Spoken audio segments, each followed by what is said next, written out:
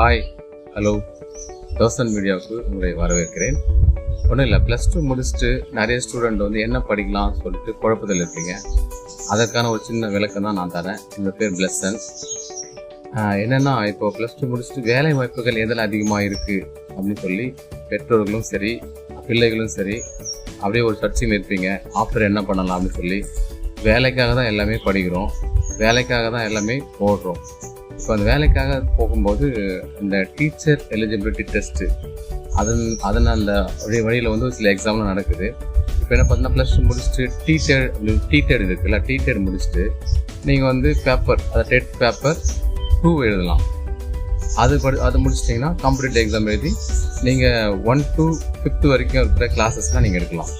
அதே மாதிரி +2 முடிச்சுட்டு ஒரு யூஜி முடிச்சுட்டு ஒரு பிஎட் முடிச்சிட்டிங்கன்னா பேப்பர் 1, டெட் பேப்பர் 1 அப்படி நீங்கள் அந்த எக்ஸாம் எழுதிட்டு திரும்பவும் நீங்கள் காம்படிட்டிவ் எக்ஸாம் எழுதிட்டிங்கன்னா 10th வரைக்கும் இருக்கிற பிள்ளைங்க, அதாவது வந்து 1 to 10th வரைக்கும், அதாவது வந்து 6 to 10th வரைக்கும் இருக்கிற பிள்ளைங்களுக்கு நீங்கள் கிளாஸ் எடுக்கலாம். இப்போ அந்த காம்படிட்டிவ் எக்ஸாம், அதாவது வந்து பேப்பர் 1 அதுலேயும் நீங்கள் எழுதி 6லிருந்து 10 வரைக்கும் இருக்கிற கிளாஸை நீங்கள் எடுக்கலாம்.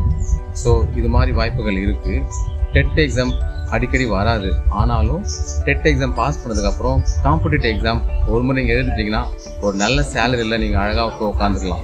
இந்த ஜாப் வந்து மேக்ஸிமம் வந்து கேர்ள்ஸ்க்கு சரியான ஒரு வாய்ப்பு. காலையில் போயிட்டு சாயந்தரம் வீட்டுக்கு வந்துடலாம். சனி ஞாயிறு லீவு, அப்புறம் வந்து கவர்மெண்ட் லீவுனா லீவு. நல்ல ஒரு சூப்பரான ஒரு ஜாப் இது. தேங்க்யூ.